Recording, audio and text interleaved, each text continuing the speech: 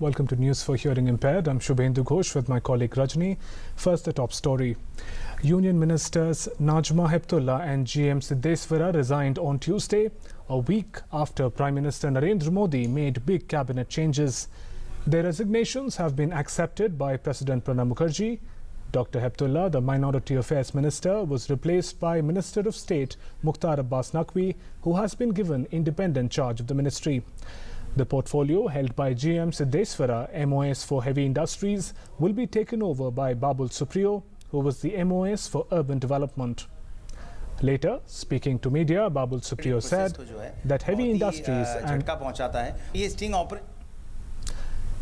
industries and public enterprises is a huge ministry with a lot of scope to work hard.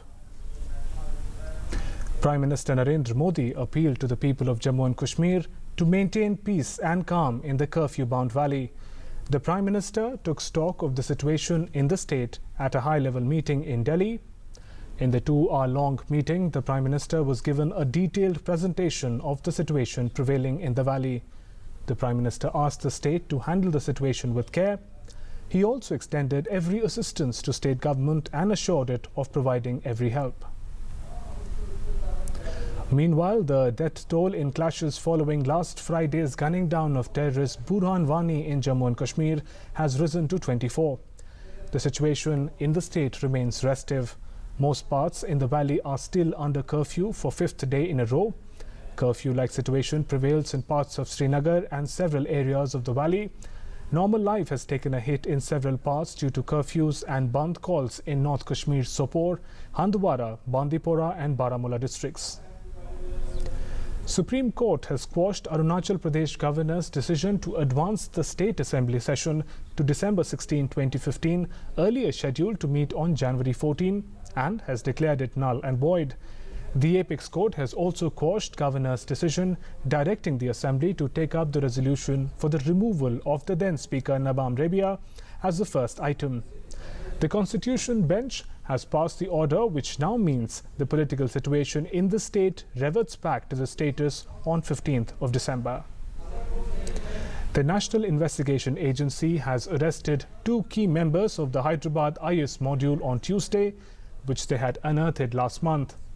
According to sources, one among them, named Yasir Namatullah, is chief of the Hyderabad module, and the other, Ataullah Rahman, is said to be a motivator and fundraiser.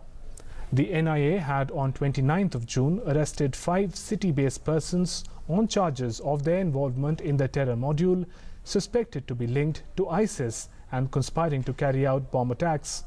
They are currently on 12-day police remand and had been arrested after a series of raids at 10 locations.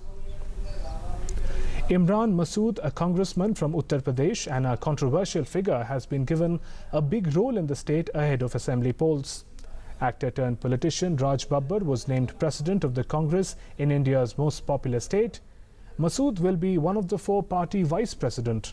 Masood, who lost the parliamentary election, was jailed for his hate speech in March 2014, where he had made controversial remarks against the then electoral candidate and BJP senior leader Narendra Modi. PR Srijesh and Sushila Chanu were named captains of the Indian men's hockey and women's hockey teams, which will compete at the 2016 Rio Olympics.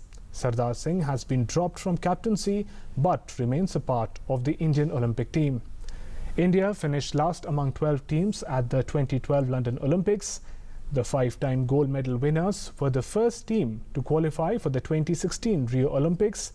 Indian women's team qualified for the first time in Olympics after a stellar show at the Hockey World League semi-finals in 2015. And with that, we've come to the close of this bulletin. News and updates will continue on DD News. Namaskar.